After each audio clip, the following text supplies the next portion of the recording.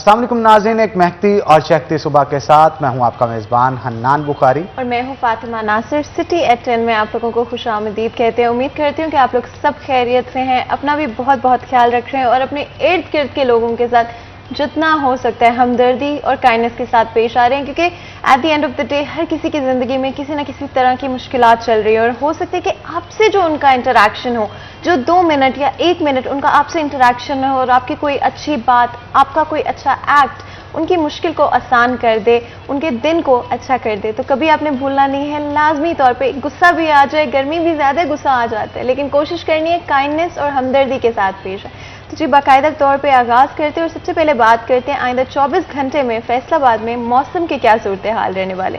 तो जी अगर बात करें ज़्यादा से ज़्यादा टेम्परेचर की तो 40 डिग्रीज रहेगा और कम से कम टेम्परेचर 27 डिग्रीज रहेगा। इसी के साथ अगर बात करें बारिश के इम्कानात की तो सिर्फ 10% चांसेस हैं कि बारिश होगी, जो कि ना होने के बराबर है।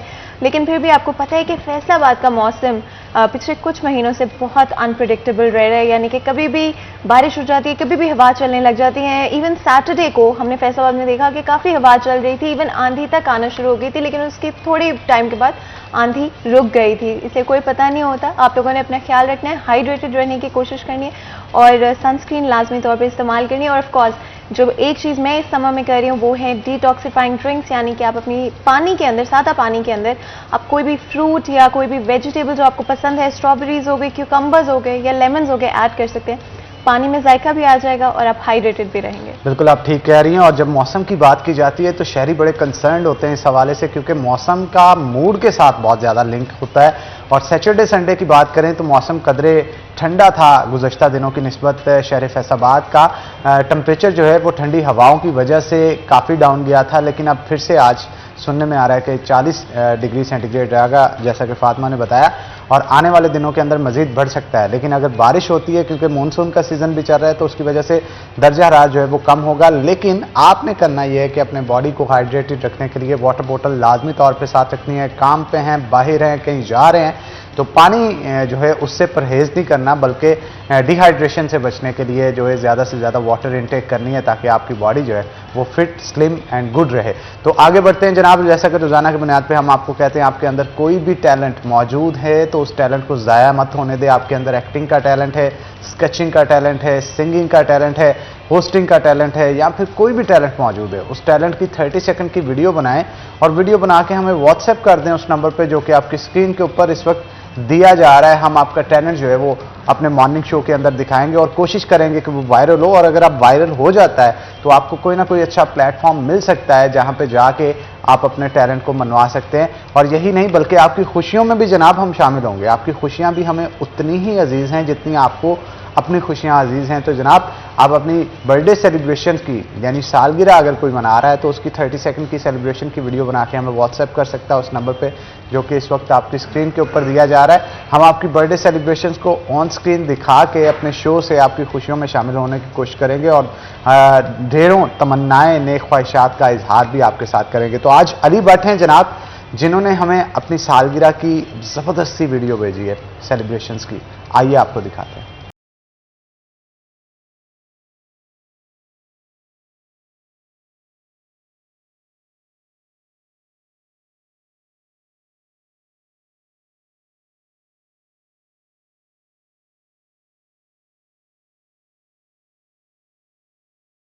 तो जी a very very happy birthday to you Alia Bhatt. मैं उम्मीद करती हूँ कि अल्लाह ताला आपकी ज़िंदगी में ढेरों खुशियाँ भर दें और गम के साए आपकी ज़िंदगी में कभी ना आए। ऑफ कोर्स बहुत सारे सक्सेस और बहुत सारी दुआएं आपकी फैमिली के लिए भी। इसी के साथ जो आपको पता है कि कोई ना कोई इंटरेस्टिंग खबर तो हमने अपने शो को शुरू करने से पहले आपके साथ शेयर करनी ही होती है। तो आज भी कुछ ऐसी ही स्टोरी हमारे पास है जहाँ पे हम बात करें एक गाँव के हवाले से, जो कि बड़ा यूनिक गाँव है।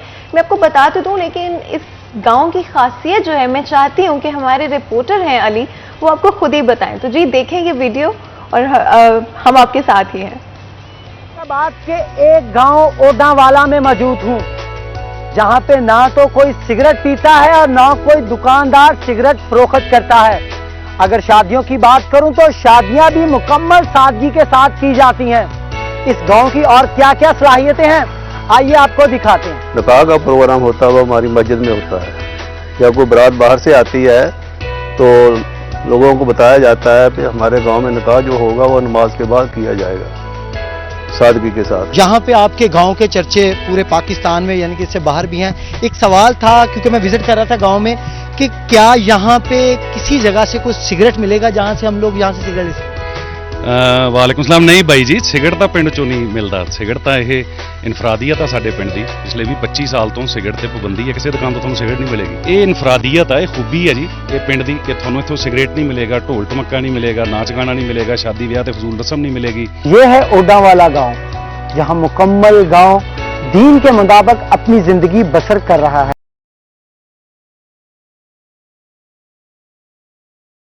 जी जनाब, आपने देखा कि ओडावाला गांव जो है वो पॉपुलर क्यों है दुनिया भर के अंदर, क्योंकि इसके अंदर किसी भी किस्म का शादी ब्याहों पे भी नाच गाना नहीं किया जाता। इवन सिगरेट की पाबंदी है। वहां के रहायशी बता रहे थे कि सिगरेट पीना यहाँ पे इंतहाई गलत समझा जाता है। तो ये एक अच्छा इंप्रेशन है जो कि ऑल ओवर द वर्ल्ड दिया जा रहा है। बच्चों की आप अंदाजा कर सकते हैं कि इस गांव के अंदर परवरिश किस तरह से होती होगी, दीनी तालीमात किस तरह से दी जाती होगी। तो ये एक अच्छी एग्जाम्पल है जो कि हमारे मुआशरे के अंदर सेट की जा रही है, और अगर हम इसे मॉडल गांव कहें तो ये भी गलत ना होगा। तो ये तो था जनाब फैसलाबाद का गांव ओडावाला। आगे बढ़ते हैं। अब आपको पता है कि चंद दिनों बाद अब बड़ी ईद जो है ईद उल अज़हा भी आ रही है, और बहुत सारे लोग हैं जो कि तैयारियां कर रहे हैं। उस हवाले से मंडियां भी लगाई जाएंगी, और फिर से वही खरीदारियां, बकरे जानवर जो है वो खरीदने के लिए शहरी रुख करेंगे मंडियों का। बच्चों के लिए रौनकें लगाई जाएंगी, और खास तौर पे बकरे तो फातिमा खरीदे जाते हैं, लेकिन उसके साथ साथ बच्चे जो होते हैं ना, उनकी ख्वाहिश होती है गले में बांधने वाली घंटियां अगर बैल खरीदें तो उनमें होनी चाहिए, और फिर उसके साथ साथ वो चमकदार रस्सियां जो होती हैं जिनके साथ उनको खींचना होता है। तो बच्चों के लिए ईद जो है वो बड़ी स्पेशल होती है। बिल्कुल अनान, और इवन मुझे खुद याद है कि जब मैं छोटी हुआ करती थी तो मुझे यही होता था कि बकरे कब आ रहे हैं, क्योंकि बकरों के साथ टाइम स्पेंड करना और उनको खाना जो है आप जो खिलाते हो, चारा खिलाते हो, पट्ठे डालना तो लाजमी तौर पे वो चीज़ें बहुत अच्छी लगती थी, और बहुत अच्छा लगता था कि आप उनको घुमा सकते हो। और ईद का तो मज़ा ही ये है कि आप सेलिब्रेट कर सकते हो अपनी फैमिली के साथ, अपने प्यारों के साथ, और यही ईद की खूबसूरती है। और जो मज़ा हनान बचपन की ईद का है वो कभी और नहीं होता है। कभी नहीं, मतलब ईदी का भी होता है ना, मतलब ईदी का तो बहुत ज्यादा होता है। मतलब ईदी का तो मेरे ख्याल है पूरा साल पहले से बच्चे वेट करना शुरू हो जाते हैं। एक ईद खत्म होती है तो होता है कि जल्दी से अगली ईद आ जाए, लेकिन बंदा उस पॉइंट पे भी पहुंच जाता है जब आपको ईदी सिर्फ मिलती नहीं है बल्कि आपको ईदी देनी भी पड़ती है। और ऑफ कोर्स ईद की तो बात ही कुछ और है, और हम लोग बड़ी बेसब्री के साथ ईद का इंतजार कर रहे हैं। आई एम श्योर बहुत सारे बच्चे भी इंतजार कर रहे हैं। और बहुत सारे प्रॉब्लम्स जो हैं, स्पेशली जब हम बकरा ईद की बात करते हैं, क्योंकि सबने लाइव स्टॉक खरीदना होता है, सबने डिफरेंट तरह के जानवर जो हैं वो अपने घर में लेकर आने होते हैं कुर्बानी के लिए।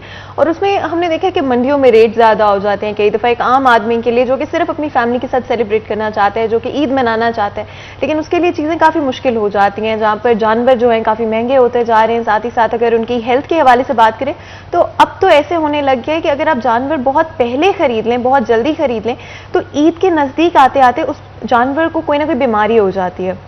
और ऑफ कोर्स हमने ये भी देखना होता है कि हमने अपने मज़हब के हवाले से जानवर जो है वो फिट होना चाहिए ताकि उसकी कुर्बानी जो है वो कबूल हो सके। इसीलिए बहुत सारे मसाइल हैं जिनको डिस्कस करना है हनान। बिल्कुल। और फातिमा यहाँ पे मैं ये भी लाजमी तौर पे ऑडियंस की अवेयरनेस के लिए मेंशन करना चाहूंगा, जैसे इंसानों के अंदर कोरोना वायरस जो है उसके फैलाव का खतरा रहता है, जानवरों के अंदर इस दफा कहा जाता है कि कॉन्गो वायरस जो है उसके फैलने का खतरा है। और कॉन्गो वायरस फैलता है तो उसका हमारी सोसाइटी पे इम्पैक्ट क्या आएगा। बहुत सारी बड़ी बड़ी मंडियां हमारे शहर फैसलाबाद के अंदर लगाई जाती हैं, जिसमें अंदर धनोला की मंडी होती है, अमीपुर बाईपास की मंडी होती है, सिद्धार मंडी होती है, दीगर मंडियां जो हैं वो बड़ी लगाई जाती हैं, जहां पे जानवर सैकड़ों नहीं बल्कि हजारों की तादाद में लाए जाते हैं, और वहां पे शहरियों का डायरेक्ट एक्सपोजर जो है वो जानवरों तक हो रहा होता है। ये कॉन्गो वायरस कितना नुकसानदेह होगा, इवन इंसानों के लिए कितना नुकसानदेह, इस मौजू पे खास तौर पर आज हम गुफ्तगू करेंगे। आज हमारे साथ डॉक्टर हैदर अली खान मौजूद होंगे जो कि एडिशनल डायरेक्टर हैं लाइफ स्टॉक। तो जनाब वेलकम करते हैं आपको शो के अंदर, और उनके साथ साथ हमारे सीनियर रिपोर्टर अब्दुल रहमान मौजूद होंगे। तो अब्दुल रहमान आपको भी वेलकम करते हैं शो के अंदर। सबसे पहले डॉक्टर हैदर अली खान की तरफ चलते हैं और उनसे गुफ्तगू का आगाज करते हैं। डॉक्टर साहब, ये कॉन्गो वायरस है क्या, और क्या ये इंसानों से इंसानों को भी फैलता है या सिर्फ जानवरों की हद तक महदूद रहता है, और इस दफा इस वायरस के फैलने के कितने चांसेस है, कहां से ये वायरस आ रहा है, ड्राइव कहां से हो रहा है? जी बिल्कुल, बड़ी अच्छी बात है कि बड़े ये अच्छे मौके पर हम लोगों को अवेयरनेस देने के लिए यहाँ बैठे हैं। तो ये जो कांगो वायरस है ये एक ख़ास किस्म की एक टिक है जिसको हम पंजाबी ज़ुबान में चिचड़ बोलते हैं। तो चिचड़ की अपने काटने से, क्योंकि जो चिचड़ है वो एक कैरियर है वायरस को लेके, वो अपने जानवर के ऊपर जाता है, फिर उसके बाद वही वायरस को लेके किसी और इंसान को काटता है तो फिर ये फैल सकता है। लेकिन खुशकिस्मती की बात यह है कि पंजाब में पिछले 2-3 सालों से कोई भी ऐसा जो केस रिपोर्ट नहीं हुआ। उसमें आप ये समझ लें कि शायद महकमे की एक बर वक्त कार्रवाई है कि हम इंट्रा प्रोवेंशियल जो है पिकेट्स लगाते हैं, जिसके अंदर जो भी जानवर किसी और सूबे से जब पाकिस्तान पंजाब में आता है तो हम उसको टिक फ्री करते हैं। उसके लिए हमारे पास लेटेस्ट इक्विपमेंट भी हैं, मेडिसिन भी मौजूद है। जहाँ तक इसका ये कि ये वायरस आया कहाँ से, ये आम तौर पे ये समझा जाता है कि ये अफ्रीका के जंगलों में बंदरों से, ये जैसे बाकी भी ये वायरस ऐसे ही जो ट्रांसफ़र हुए हैं, तो ये भी इसी तरह की एक ट्रांसफ़र है। इसकी भी आम तौर पे वही कंडीशन है जो डेंगू की है। डेंगू में भी अपने हाई राइज इन टेम्परेचर होता है, फिर उसकी ब्लीडिंग होती है जिस्म के मुख्तलिफ हिस्सों से। लेकिन इस बार जो हमने मंडियाँ जो फैसलाबाद में जो मंडियाँ हैं, 9 के करीब मंडियाँ हैं, हर जो कैटल मंडी है उसके अंदर हमने एक वेटनरी कैंप लगाया हुआ है। उस कैंप में हर जो हमारा वेटनरी ऑफिसर है, वेटनरी असिस्टेंट है, उसको हमने मेडिसिन और उसको अवेयरनेस भी दे दी हुई है। और वहाँ पे हम एक लिटरेचर भी लोगों की अवेयरनेस के लिए देंगे कि वो एक, ये जैसे मैडम ने कहा कि बड़ी अच्छा एक फेस्टिवल है, लेकिन चूँकि जैसे पिछले दिनों आपको याद है कि कोविड में से गुजरे हैं हम, तो कोविड में हमने बहुत सारी चीज़ें छोड़ दी थी, हमने हाथ मिलाना छोड़ दिया था। तो अब ये भी लोगों से गुजारिश है कि अपने बच्चों को, क्योंकि बच्चे बड़े सेंसिटिव होते हैं किसी के लिए, बच्चों को मंडी में लेके जाके सिलेक्शन करवाना, जो एक पुरानी रवायत थी कि बच्चे खुशी इसी वजह से होते हैं। वो किसी से पूछा ना कि आपने जानवर लेके गली में फिराने लगे, उन्होंने कहा जी फिर क्या फ़ायदा जानवर लेने का, जो बच्चों ने ही नहीं फिराए वो गली में। तो वाकई बात तो ये सही है, लेकिन हमने हालात के मुताबिक उसमें अपने आप को चेंज करना है। ये इंसानों के लिए कितना नुकसानदेह? बहुत नुकसानदेह। अगर ये खुदा न खास्ता जो ये वायरस अगर किसी में फैलता है तो इसकी अपने मॉर्टेलिटी जो है 25% से ज़्यादा है। 25%? एट द मोमेंट कितने केसेस रिपोर्ट हो चुके हैं? अभी पाकिस्तान में पिछले 2-3 सालों से नहीं हुए। बलूचिस्तान में 2-4 केस रिपोर्ट हुए हैं, फिर सिंध में हुआ है, कराची में नहीं, पिछले सालों में। इस साल तो अभी इसकी है ही, अभी वो सीजन शुरू नहीं हुआ। ये आमतौर पे जो टिक्स का जो सीज़न है जब शुरू होता है ना, जैसे जैसे ह्यूमिड एनवायरनमेंट आती है, अपने बारिशें शुरू होती हैं, तो फिर जुलाई अगस्त जो है इसके लिए बड़ा आइडियल टेम्परेचर इसकी भी बिल्कुल जुलाई 20 जुलाई को मेरा ख्याल है, या उसके इर्द गिर्द 1-2 दिन पहले। इसकी एक खास बात है कि ये जो टिक है ना, ये डिस्ट्रॉय नहीं होती किसी भी, ये इतनी हार्ड है कि जब भी ये देखती है कि इसके नाम शायद हालात हैं बाहर फील्ड में, तो ये अपने ऊपर एक सिस्ट चढ़ा लेती है। वो सिस्ट की वजह से फिर इसको तलफ करना बड़ा नुकसानदेह है। दूसरा, जो इसके एग्स हैं वो अपने ज़मीन के अंदर पड़े होते हैं, वो दोबारा ग्रो करके फिर वही अपने टिक्स बनाते हैं। यानी कि ज़मीन से भी ये क्रेविसेस, जो दीवारों के क्रेविसेस हैं, उसके अंदर ये मौजूद होती है, और अपने कोई भी इन्वायरमेंट में ये बड़ी जल्दी ग्रो करती है। इसमें यानी कि ये समझ लें कि अगर हम खुदा न खास्ता ये हो तो इसके लिए फिर बचना मुश्किल है। लेकिन जो हाइलोमा जो है ना, ख़ास तौर पे जो ये कैरियर है, जो वाली टिक, वो यहाँ पाकिस्तान में बहुत कम पाई जाती है। तो हाइलोमा ही सिर्फ कैरियर है इसकी, अपने ये टिक को ट्रांसफ़र करने के। आपने बताया कि बच्चों को जो भी लाइफ स्टॉक है उसके पास न जाने दिया जाए, लेकिन इसके अलावा और क्या प्रिकॉशनरी मेजर्स लिए जा सकते हैं? क्या बकरे को जैसे आप नहला दो, या कोई दवाई या कोई भी चीज़ जिसका इस्तेमाल किया जा सकता हो और डिस्टेंस रखा जाए?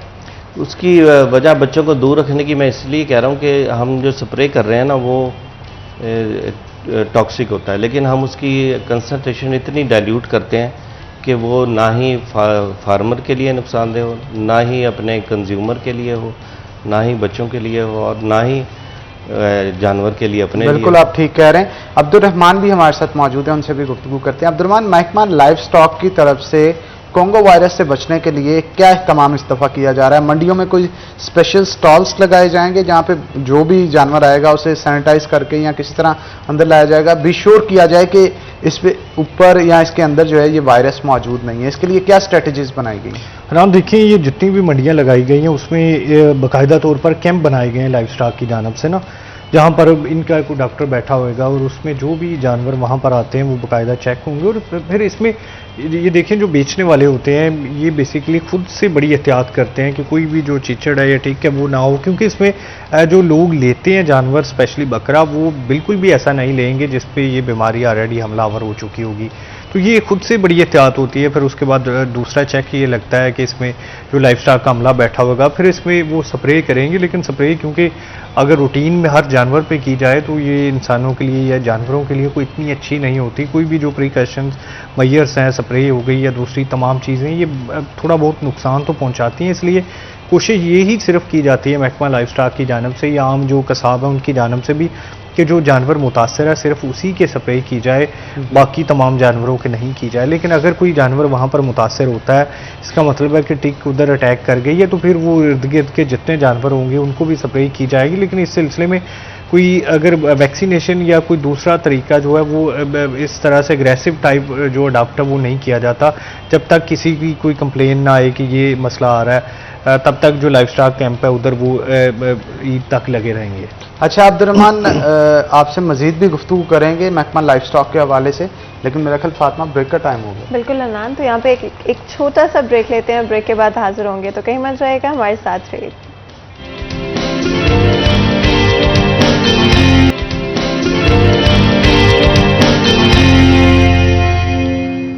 Welcome back. सिटी एट 10 में आप लोगों को एक दफ़ा फिर खुशामदीद कहते हैं। आज बात कर रहे हैं एक ऐसी बीमारी के हवाले से जो कि स्पेशली लाइफ स्टॉक को इफेक्ट करती है। जैसे जैसे ईद करीब आती जा रही है और बहुत सारे लोग ऑलमोस्ट खरीदने वाले हैं जानवर। कुछ लोग पहले खरीद लेते हैं, कुछ लोग ईद के ज़रा करीब जाके खरीदते हैं। बट दोनों केसेस में जिन लोगों के घरों में बच्चे खास करके मौजूद होते हैं उनका कॉन्टैक्ट जो है जानवरों के साथ ज़्यादा रहता है, जिसकी वजह से कोई भी वालिदैन, कोई भी घर वाले ऑफकोर्स टेंशन लेंगे कि किस तरह से अपने बच्चों को बचाया जा सके। मैं बात कर रही हूँ कांगो वायरस की, जो कि स्पेशली पाकिस्तान के अंदर अगर देखें तो पिछले साल कुछ केसेस सिंध और बलूचिस्तान के अंदर देखने को नजर आए। मजीद गुफ्तगू करते हैं, पूछते हैं कि अगर किसी जानवर को कांगो वायरस हो भी और आपको पता चल जाए और जानवर अब आपके घर में आ चुका है, तो उसके बाद क्या किया जा सकता है? किस तरह से एक तो पहले बच्चों को दूर रखा जाए, क्या इकदाम किए जाए और स्पेशली क्या ट्रीटमेंट के हवाले से कोई भी ऐसी चीज़ है जो कि जानवर को दी जा सकती हो? नहीं, ये मैं जो थोड़ा सा करेक्ट कर दूं कि कांगो जो है वो ये बीमारी इंसानों की है और अपने इससे जो जानवर इफेक्ट नहीं होते। सही। और जो कांगो का जो वायरस का जो कैरियर है वो टिक्स के अंदर है, यानी वायरस जो उसको वो लेके एक किस्म का कैरी करके लेके आती है ये टिक। तो आमतौर पर अच्छा कि आपने क्लैरिफाई कर दिया लोगों को, क्योंकि जानवर से अपने लोगों को यह है कि जिसको टिक लगी है उसका गोश्त खाने के काबिल नहीं है, ऐसा बिल्कुल नहीं है। वो गोश्त बिल्कुल तो अपने एक टिक मैं एक दफा फिर क्योंकि क्लैरिफाई कर दूं कि टिक जो है एक जानवर के ऊपर होती है जो कि उसके बाद इंसानों तक ट्रांसफर हो जाती है और अगर वो बाइट कर लेती है किसी भी शख्स को तो उसके बाद वो वायरस जो है इंसानों में पाया जाता है। जी बिल्कुल ऐसे। तो अपने टिक से नुकसान अपने जानवर को नहीं होता और ना ही उसके गोश्त के बारे में ये जो लोगों के मिसकंसेप्शन है कि लोग गोश्त इसका खाने के काबिल नहीं रहता जिस पे टिक्स हों। तो हम तो सिर्फ अभी कह रहे हैं कि एहतियाती तदाबीर हमें करनी चाहिए, बजाय इसके कि हम किसी एक्सट्रीम की तरफ देख के जो वापस आए। हम एहतियात जो है कहते हैं इलाज से बेहतर है, तो हमने एहतियात ये करनी है कि जो टिक वाला जानवर है, जैसे ही किसी भी जानवर पे चाहे किसी किस्म की भी कोई टिक हो, तो हमारा एक अपने पूरा एक सिस्टम है, हमारी एक हेल्पलाइन मौजूद है। उस हेल्पलाइन पे वो फ़ोन करेंगे, हमारा अमला उसी वक्त, क्योंकि इस बार हम बल्कि हर साल हम यही करते हैं कि हम मोबाइल वेटरनरी डिस्पेंसरीज जो हैं उनको एलोकेट कर देते हैं कि वो सिटी के अंदर हर कंप्लेंट के ऊपर, हर फ़ोन कॉल के ऊपर उसके डोर स्टेप पे जाएं, ना कि उसे कहा जाए कि तुम जानवर लेके अपने हॉस्पिटल में आओ। अच्छा डॉक्टर साहब, ये भी बताइएगा कितना अमला है जो कि इस दफ़ा बड़ी ईद पे लगाया जा रहा है? कितनी मंडियां लगेंगी, कितनी मंडियों में कितने लोग होंगे लाइफ स्टॉक के जो कि सर्व कर रहे होंगे, और इसके अलावा जो लोग मोबाइल वैन्स पे होंगे, शहर के अंदर सर्व कर रहे होंगे, वो कितने लोग होंगे? जी बिल्कुल, हम जितनी डिस्पेंसरी उसमें हमारा एक डॉक्टर है और 2 वेटनरी असिस्टेंट है, और फिर हमारा वहाँ से हेल्पिंग स्टाफ वहाँ पे मौजूद है जो अपने ऑफ एंड ऑन मंडी के अंदर निकलता है। जो नए जानवर अपने ट्रक से उतरते हैं उसको वो स्प्रे करता है। और जो हमारी मोबाइल डिस्पेंसरी वो भी फुल इक्विप्ड है, उसमें मेडिसिन और अपने ये स्प्रे वाली हर चीज़ मौजूद है, और फर्स्ट एड भी मौजूद है। अगर किसी का कोई जानवर कहीं पे गिर के कोई ज़ख्मी हो गया या कोई और हो गया, आजकल आम बुखार वगैरह की बड़ी आम शिकायत होगी जब ये लोग लेके आएंगे, क्योंकि ये गांव से जानवर आते हैं और आते ही अपने लोग समझते हैं कि इनको हम जो भी खिलाएंगे ये खा लेंगे। तो वो जो आदत बनी हुई होती है उनकी कि जनाब क्या खा के आ रहे थे तो वही वो खाएंगे। तो उसके लिए इतना घबराने की ज़रूरत नहीं है कि फौरी तौर पर डॉक्टर के पास भागे जाए, ये खा नहीं रहा, तो वो आहिस्ता आहिस्ता अपने क्लेमेटाइज करेगा अपने आप को, फिर वो अपने जो भी देंगे वो खाएगा। इसके लिए हमें जो हमारी वेटरनरी डिस्पेंसरी उसमें मुकम्मल हमारा, फिर उसके बाद हमने एक मोबाइल स्क्वाड जो मोटरसाइकिल पे होगा उसको हम आखिरी 10 दिनों के लिए डिप्यूट करेंगे। उसमें भी एक हमारा वेटरनरी असिस्टेंट होगा और एक हमारा क्लास 4 का बंदा होगा, जो जहाँ गलियाँ हैं जहाँ पे हमारी मोबाइल वैन नहीं जा सकती, तो वो भी वहाँ पे फौरी तौर पर पहुँच के उसको फर्स्ट एड देगा। बिल्कुल, अब्दुर्रहमान भी हमारे साथ मौजूद है। अब्दुर्रहमान, अगर हम बात करें जानवरों के हवाले से, एक और सवाल दिमाग में आता है कि बहुत सारे लोग जो जानवर थोड़ा जल्दी खरीद लेते हैं, उनको कोई ना कोई मसाइल पेश आना शुरू हो जाते हैं। जैसे जैसे वक्त गुजरता जाता है जानवर की तबीयत, स्पेशली अगर हम देखें उसकी जो हेल्थ है वो ख़राब होना शुरू हो जाती है, कई सारी वजूहात, और या कमज़ोर होने लग जाता है जानवर। इसके पीछे क्या वजह है? अगर एक जानवर आप खरीद रहे हो और जब आपने खरीदा है तो वो बिल्कुल सही है, बिल्कुल फिट है, उसका वेट हो गया, जो भी प्रोपोर्शंस है वो बिल्कुल सही, लेकिन एक दफ़ा उसको घर ले आया जाता है तो आखिर वो पतला होने लग जाता है, साथ ही उसका वेट लॉस होने लग जाता है, या कोई ना कोई बीमारी जो है उसको इफेक्ट करने लग जाती है। और जिन लोगों ने पैसे खर्च करके अपनी आमदनी जो है उस पर लगाई होती है, तो उनके लिए तो बड़ा मसला हो जाता है, उनको टेंशन होना शुरू हो जाती है कि अब हमने किस तरह के सूरत हाल में। देखिए फातिमा, ये तो एक आम सी बात है ना कि मतलब अब सराइकी बेल्ट से कोई जानवर आया है, अब गाड़ी पे बैठ के थका भी होगा, फिर उसमें उधर वो बाड़े पे होगा, इधर मंडी में खुले में होगा, फिर जो घर में ला के उसे पार्किंग में या पोर्ट में खड़ा कर देना, फिर इर्द गिर्द इतने बच्चे होते हैं, वो फेमिलियर नहीं होता स्टार्ट में ना, काफ़ी दिन तक घबराया रहता है, चाहे बकरा हो या बैल हो, चाहे ऊँट हो, कोई भी हो, तो वो बड़ी परेशानी होती है। बट जानवर इतने ज़्यादा इंसानों को करीब से देख के वैसे भी घबरा जाते हैं और कई बार एग्रेसिव भी हो जाते हैं, स्पेशली जो कलर्ड कपड़े पहने होते हैं शहरों में लोगों ने ना। ये गांव देहात में जो पले होते हैं जानवर, ज़्यादातर लोग जिन्हें पालते हैं वो एक ही रंग के मोमन कपड़े पहने होते हैं ना उधर। फिर जब ये कलर्ड कपड़े देखते हैं, एग्रेसिव भी होते हैं, परेशान भी होते हैं, खाना पीना भी छोड़ देते हैं, तो ये बेहतरीन हाल होता है कि इन्हें अकेला छोड़ा जाए ना। इतनी ज़्यादा जो तवज्जो बच्चे इन्हें दे रहे होते हैं या बड़े दे रहे होते हैं, तंग कर रहे होते हैं, एग्जैक्टली, वो अपनी तरफ से तो उन्हें तवज्जो दे रहे होते हैं, लेकिन वो तंग हो रहे होते हैं ना, मतलब। तो ये एक्चुअली इतनी ज़रूरी नहीं होती। वो लाएँ, आप जगह बनाइए, उधर बांध दिया, चारा डाल दिया, वो खुद ही खा लेगा, पानी पी लेगा, इतनी ज़्यादा उसे घुमाना फिराना, क्योंकि वो आदी नहीं है इसका। अगर तो खुद से पाला हुआ है फिर तो वो आदी होगा, फिर तो कोई मसला नहीं है, लेकिन आपने खरीदा है, वो बाड़े में पला हुआ है, तो वो इस सब सारी जो आओ भगत का वो आदी नहीं होता। अच्छा अब्दुर्रहमान, फैसलाबाद वेस्ट मैनेजमेंट की जानब से क्या स्ट्रेटजी इस दफ़ा बनाई गई है? बड़ी ईद के आते ही पूरा शहर जो है वो जैसे ही ईद गुजरती है तो देखने लायक होता है कि हर फुटपाथ के ऊपर जो है वो लाशें पड़ी हैं, रोड्स के ऊपर भी लाशें पड़ी हैं, 3-3 दिन उठाया नहीं जाता उनको, बदबू और ताफुन की वजह से इलाका पूरा जो है वो परेशान होता है। इस दफ़ा क्या स्ट्रेटजी बनाई गई?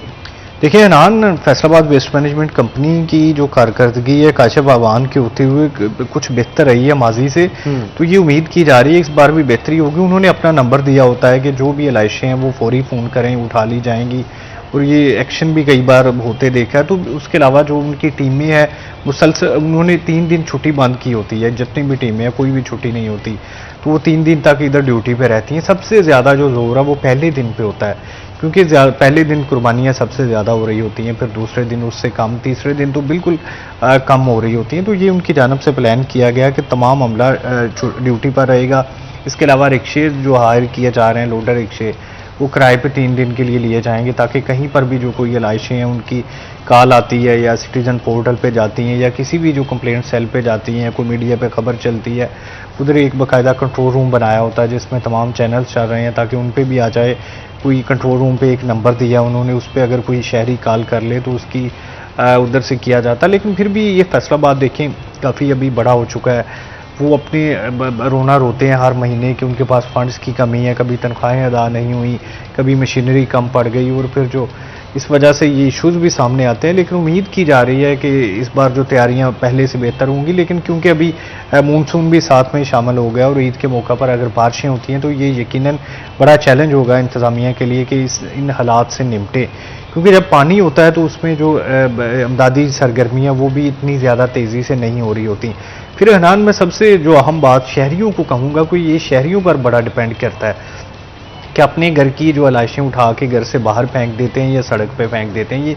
ये देखिए कहीं बाहर से नहीं आ रही होती, हम खुद ही ऐसा कर रहे हैं कि अपनी आलाइशें घर की उठा के घर के बाहर सजा देते हैं, सीवरेज में फेंक देते हैं, सीवरेज बंद हो जाता है। इसके लिए अगर कोई नहीं आता, टीम कंपनी नलायकी बरतती है नहीं आती, तो फिर भी इसको किसी साइड पे रखा जा सकता है ताकि जब आए वो रिमूव कर दी जाए।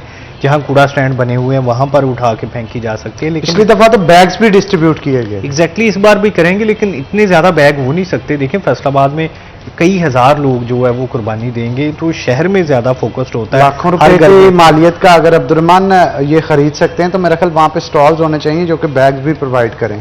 और ये क्या आपको नहीं लगता कि रूल इंप्लीमेंट कर देना चाहिए कि जब भी कोई जानवर बेचता है तो उसको साथ में एक कम्प्लीमेंट्री बैग भी फराहम करे कि इसकी अलाइश जो है, मतलब अगर कोई 2 लाख रुपए का बैल खरीद रहा है तो 2 लाख के बैल के साथ एक 100 रुपए का बैग नहीं वो प्रोवाइड कर सकता जिसमें वो लाशें रख सके ईद के दिन।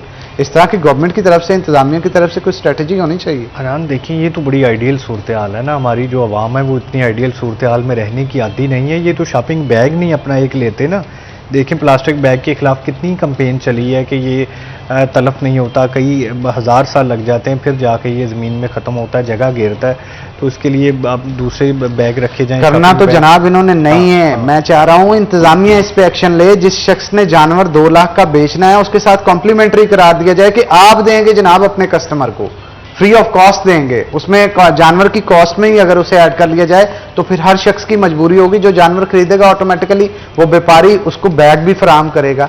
अगर इंतजामिया एक छोटा सा कोई नोटिफिकेशन इस हवाले से पास कर दे तो मेरा ख्याल ये तमाम मंडियां बैग्स के साथ भरी हों, और कितनी गंदगी है जिससे बचा जा सके। एग्जैक्टली ये आपका बड़ा अच्छा आइडिया है, ये मैं उन्हें पहुंचाऊंगा भी कि ऐसा कर दें, क्योंकि इससे इसका वाक़ता नहीं ये फ़ायदा होगा कि जो बंदा उधर से मवेशी लेके जा रहा है अगर उसको फ्री में बैग दे दिया जाए तो वो संभाल के रख लेगा और ईद के दिन वो काम आ सकेगा। इसके अलावा कंपनी भी जो है बैग्स देती है वो भी लिए जा सकते हैं, बाजार से परचेज किए जा सकते हैं। तो ये वाक़ता नहीं अगर कोई ऐसा रूल्स बना दिया जाए, इनिशिएटिव लिया जाए और सिर्फ आम लोगों की तरफ से, अगर एडमिनिस्ट्रेटिव नहीं भी ये फैसला किया जाता है तो सिर्फ आम तौर पे कोई भी इंसान जो है, कोई भी कॉलोनी वाले जो हैं आपस में फ्री बांट सकते हैं, जिससे गंदगी जो है कम से कम हम कोशिश करें कि इस ईद पे हमारी वजह से जो भी मसाइल पैदा होते हैं वो ना हो। और भी गुफ्तगू करेंगे, लेकिन उससे पहले एक छोटा सा ब्रेक लेंगे। ब्रेक के बाद हाजिर होते हैं। कहीं मत जाएगा, हमारे साथ रहेगा।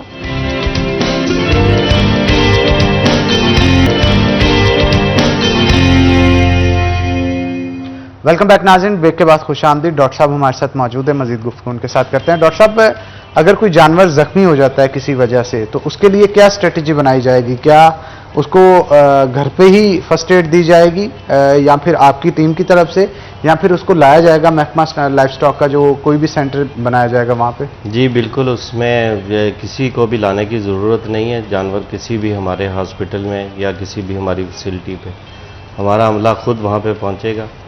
और ये एक और बात मैं जो कहता चलूँ कि ये फ्री ऑफ कॉस्ट है। इसके लिए कोई भी एक भी पैनी अगर हम किसी से कोई तलब करता है, हमारा अमला तलब करता है, तो हमें फौरी तौर पर हमारा एक हेल्पलाइन भी है और एक हमारा कंट्रोल रूम भी है। किसी पे भी आप इतला दे सकते हैं कि जनाब इसने हमारे से पैसे लिए।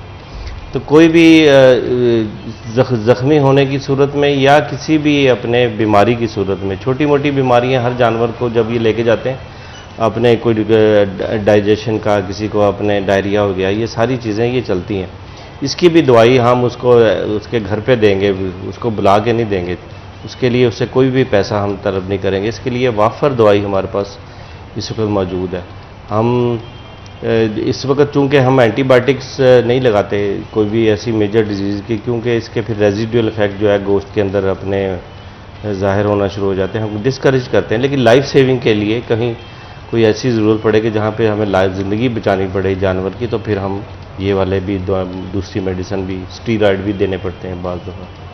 तो इसलिए अपने कोई ऐसी यानी कि कमी नहीं है, पूरा अच्छा हम डॉक्टर साहब, तैयार कोई हैं। इस तरह की स्ट्रेटजी आपकी तरफ से बनाई जाती है कि मंडी के अंदर जो भी जानवर आ रहे हैं उन्हें चेक किया जाए? क्योंकि बाद दफ़ा शहरी जो वहाँ पे खरीदने जाते हैं उनको इतनी नो हाउ नहीं होती कि कैसा जानवर खरीदना है, क्या करना है, क्या नहीं करना है। ये कहा जाता है कि जख्मी जानवर की कुर्बानी भी शायद जायज़ नहीं होती।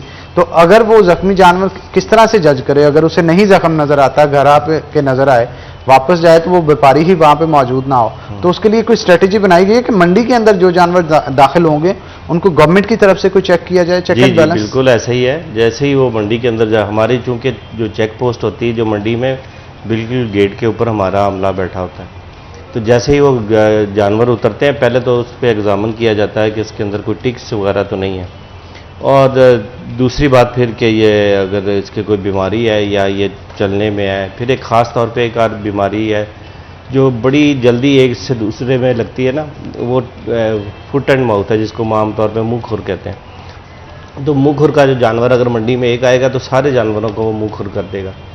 उससे चाहे इंसानों को नुकसान शायद ना भी होता हो, लेकिन अपने बाकी जानवर इफेक्ट होंगे और उनकी जो अगले 10-15 दिन है उसके अंदर उनकी अपने सारी परवरिश रुक जाएगी।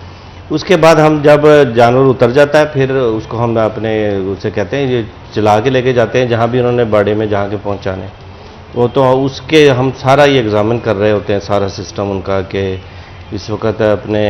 और एक और बात, जो फीमेल भी बाज़ दफ़ा ख़रीद फरोख्त के लिए आती हैं तो उसकी हमारा वहाँ से एक आर्टिफिशियल इंसेमिनेशन टेक्नीशियन भी मौजूद होता है जो बताता है कि ये प्रेग्नेंट है। प्रेग्नेंट जो एनिमल है उसकी अपने कुर्बानी जायज़ नहीं है, तो अगर वो प्रेग्नेंट है तो उसको फिर वापस कर दिया जाता है कि प्रेग्नेंट है, या फार्मर की डिमांड पे भी हम चेक करके दे देते हैं कि अगर वो फीमेल को ख़रीद रहा है तो। वैसे तो हमने पिछले कई सालों से कंपेन चला रहे हैं कि जो फीमेल जो यूज़फुल है उसको स्लाटर ना किया जाए, ताकि हमारे इसके लिए कोई स्ट्रेटेजी रखेगी, कोई लॉ इम्प्लीमेंट किया जाए? कानून है इसमें कि जो यूज़फुल एनिमल है और वो जो ब्रीडेबल है तो उसकी जो बिल्कुल ममानत है, वो स्लाटर उसमें भी नहीं ज़िबा होता और ना ही उसके लिए कुर्बानी के लिए हम इजाज़त देते हैं। बहुत सारी जगहों पे अगर आपने देखा हो तो लोग वैसे ही इकट्ठे होकर अपनी तरफ से मंडी बना लेते हैं। मतलब उनको अगर वो ऑथराइज ना भी हो और अगर वो रेगुलेट ना भी की जा रही हो तो वो बस खुद ही जो है अपने बकरे ले आते हैं और उस जगह पे बेच देते हैं। कई दफ़े इस तरह से भी होते हैं कि गलियों में आप देखते हो कि बकरे जो है वो बेचे जा रहे होते हैं, तो उस हवाले से उनको कौन रेगुलेट कर रहा है, उनको कौन देख रहा है कि जो उनकी तरफ से भी जानवर बेचे जा रहे हैं उनकी भी हेल्थ अच्छी हो, उनकी भी तरफ से कोई रूल्स एंड रेगुलेशंस फॉलो किए जा रहे हैं? क्योंकि बहुत सारी जगहों पे अभी से इस तरह की मंडियां जो हैं वो लगानी शुरू हो गई हैं। बिल्कुल इस बार अपने जो डिस्ट्रिक्ट गवर्नमेंट है, हमारी जो लोकल इंतज़ामिया है, उन्होंने जितनी भी गैर कानूनी मंडियाँ जो पिछले सालों में लगती थी उनके ऊपर एक्शन शुरू किया हुआ है। इसमें से 1-2 सील भी उन्होंने की हैं। तो बिल्कुल जो 9 डेजिग्नेटेड मंडियाँ हैं उसके अलावा कोई जानवर बेच रहा है तो वो इलीगल है। वो उसके लिए एक पूरी एक मैकेनिज़्म मौजूद है, आप रिपोर्ट भी कर सकते हैं और जो हमारा इदारे हैं वो चेक भी कर सकते हैं। अगर कोई सेल कर रहा है तो उसके लिए उसे पकड़ा भी जा सकता है, उसका जो सारा हुआ है वो कन्फिस्केट भी किया जा सकता है। तो बिल्कुल इजाज़त नहीं है 9 मंडियों के अलावा कहीं भी बेचने की। और जानवरों के हवाले से अगर बात करें तो एक दफ़ा आप उनको घर में ले आते हो, बहुत सारी वजूहात से उनको कोई ना कोई बीमारी होना शुरू हो जाती है या वो कमज़ोर होना शुरू हो जाते हैं, तो किस तरह से आइडियल तौर पे जानवर का ख्याल रखा जाए, क्या जो है चीज़ें दी जाए, अगर उसको जो भी खुराक दी जा रही है कहाँ से खरीदी जाए, पानी के हवाले से कितना पानी दिया जाए? कई दफ़ा होता है लोग ज़्यादा पिला देते हैं, कम पिला देते हैं। किस तरह से थोड़ी सी अगर आप गाइडलाइंस प्रोवाइड कर सकें उन लोगों के लिए जो जानवर अपने घरों में रखते हैं? असल में जब ये जानवर जहाँ से आते हैं ना, वहाँ का क्लाइमेट के बारे में किसी को कुछ नहीं पता होता कि यहाँ से पीछे क्या खाते हुए आए हैं। एक जानवर की आदत बनी होती है कि उसने रोज़ अपने वंडा खाना है ये, तो जब घरों में आते हैं तो हर बच्चा उसके आगे अपने चने की दाल की ट्रे और अपने दूध और पता नहीं क्या क्या लेके घर का खाना भी खिला दिया जाता है। तो घर का खाना भी खिलाते हैं, तो वो उनका अपने नहीं है ना, उनका हाजमा इस कदर अपने, या तो होता ना कि या पिछले सालों में सारा ये लगातार यही खाते आ रहे हो। तो बहुत से लोग अपने जानवर पालते भी हैं, ये चीज़ें मुरब्बे वगैरह बादाम खिला के भी पालते हैं। तो ये चूँकि जानवर जो मंडियों में आते हैं ये गांव से आमतौर पे घरों में जो जानवर जो चारा मौजूद होता है वही खाते हुए आते हैं। बिल्कुल आप ठीक कह रहे हैं। अब्दुर्रहमान भी हमारे साथ मौजूद हैं। अब्दुर्रहमान, क्या कहेंगे, म्युनिसिपल कॉर्पोरेशन की तरफ से क्या स्ट्रेटजी इस दफ़ा बनाई गई है ऐसे लोगों के लिए जो कि फुटपाथों के ऊपर मंडियां लगा लेते हैं? देखिए हनान, जो यहाँ पर मुकामी हुकूमतें उनकी जानब से जो मंडियाँ नो लगाई गई हैं उनमें तमाम सहूलियात मुफ्त प्रोवाइड की जा रही हैं, लेकिन जो लोग ऐसी मंडियाँ लगा रहे हैं बगैर इजाज़त के शहरी हदूद में या जो गलियों में बेच रहे हैं, तो उनके खिलाफ कार्रवाई अमल में लाई जाती है। उनके जानवर पकड़ लिए जाते हैं, फिर उन्हें जुर्माने किए जाते हैं ताकि यहाँ से हटा ली जाएँ। FIRs भी दी जाती हैं, माजी में भी हमने देखा FIRs होती हैं, लेकिन क्योंकि नो मंडियों के अलावा जो लोग ये आसानी से समझते हैं कि अपने करीबी इलाके में या अपने मोहल्ले में अगर कोई जानवर आ गया तो उनका कितना खर्चा बच रहा होता है, इस वजह से वो उधर से लेने को बेहतर समझते हैं। और फिर जो मंडियां गैर कानूनी तौर पर लगी होती हैं उनको 1-2 दफ़ा रिमूव करके हमारी ज़िला इंतज़ामिया या कॉरपोरेशन मुकामी हुकूमतें वो समझ लेती हैं कि हमारा काम हो गया। इतनी ज़्यादा कार्रवाई अमल में नहीं लाई जाती, क्योंकि ये 10 दिन का जो काम है वो पीक पे होता है इनका ना, वो अपनी अप्रोच भी करते हैं, सियासी मुदाखलत भी होती है, तो ये इसे ही चलता रहता है इंतज़ामिया में और कसाबों के दरमियान। जो मंडी ऑर्गेनाइज़र है उनके दरमियान कभी लगा ली, कभी उखाड़ ली, कभी पर्चा दे दिया, जुर्माना हो गया, फिर वो उधर दूसरे दिन बैठे होते हैं, क्योंकि अब ज़िला इंतज़ामिया इनको तो डील ही नहीं कर सकती ना। फिर उन्हें पता भी होता है कि 10 दिन है, कोई कंप्लेन करता है तो उनके खिलाफ कार्रवाई अमल में लाई जाती है। लेकिन ये शहरियों पे भी डिपेंड करता है कि वो हमेशा उस मंडी में जाएं जो कानूनी हो, क्योंकि देखिए उन्होंने ये कुर्बानी सवाब के लिए करनी है, तो कानूनी मंडी में जो कॉरपोरेशन है या ज़िला इंतज़ामिया वो तमाम जो सर्विसेज है वो फ्री मुहैया कर रहे होते हैं। डॉक्टर्स भी उधर बैठे होते हैं इधर, इसके अलावा जो महकमा सेहत के डॉक्टर्स भी उधर होते हैं, किसी को कोई मसला बने तो तमाम डिपार्टमेंट उधर लगे होते हैं। इसके अलावा रेस्क्यू वाले भी हैं उधर, तो वो एक प्रॉपर मंडी होती है जहाँ सायादार टेंट भी होते हैं, पानी भी होता है, चारा भी उधर मुहैया किया जाता है। लेकिन जो गैर कानूनी मंडी है वहाँ तो कुछ भी नहीं होता, रिस्क है वहाँ पे छापा पड़ जाए, कभी कोई जानवर अगर बीमार निकल आए, कोई जानवर उन्होंने। अब्दुर्रहमान, मैं यहाँ पे पूछना चाह रही हूँ कि जो ऑथराइज्ड मंडियाँ हैं या लीगल कोई मंडी है तो उसमें कोई जानवर को लाने से पहले भी चेक किया जाता है, और जो ये लोग होते हैं जिन्होंने ये जानवर पाले होते हैं या लेकर आने होते हैं, तो क्या उनसे पहले से बात की जा रही होती है या किसी तरह की क्या रिक्वायरमेंट्स क्या होती हैं कि किस बेसिस के ऊपर उनको इजाज़त दी जाती है कि वो मंडी के अंदर आकर अपने जानवर जो हैं वो बेच सकें? देखिए मंडी में सबसे पहले जो ही मंडी अनाउंस होनी है तो तमाम कसाब जो कि पहले से उधर लगा रहे होते हैं, पहले भी मौजूद होते हैं इंतज़ामिया से राब्ते में, वो तमाम बड़े मैच्योर लोग होते हैं, तो उनसे बात की जाती है। डॉक्टर्स उधर मौजूद होते हैं, लाइफ स्टॉक का अमला हमा वक्त उधर मौजूद रहता है, तो वक्तन फ़वक्तन चेक एंड बैलेंस होता है। एसीज़, ज़िला इंतज़ामिया, कॉरपोरेशन, मुकामी हुकूमतें वो सारे विज़िट करते रहते हैं, देखते रहते हैं।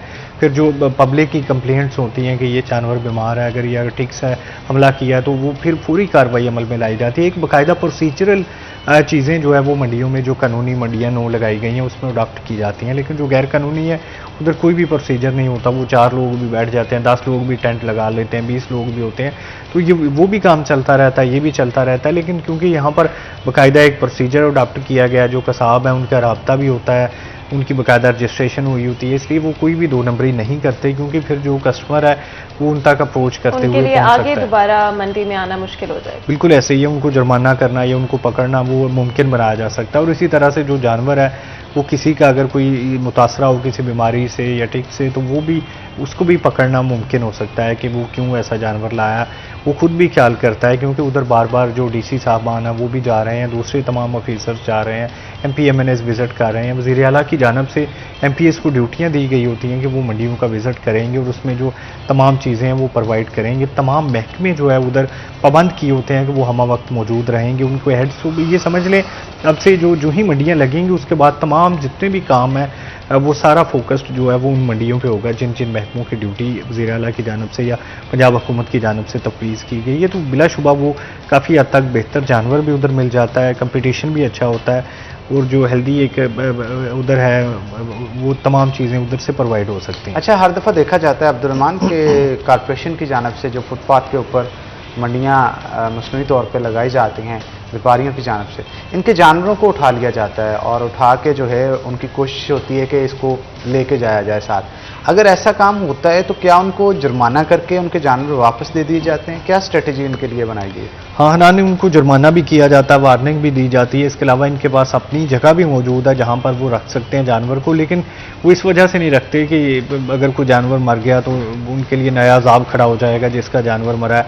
तो वो फौरी तौर पर कोशिश यही करते हैं कि जानवर उठा लिए हैं, इन्हें पाबंद किया जाए, जुर्माना किया जाए, ताकि ये बाहर जो मंडी लगी है वहाँ पर जाकर बेचें। लेकिन वो मंडी में जाके बेचना, उससे वो जो लोकल से व्यापारी होते हैं ना, जो 8, 10, 15 बकरों वाले, वो अपने घरों में रखते हैं और 2-4 बकरे इसी तरह से लेके रक्षों में घूमते रहते हैं।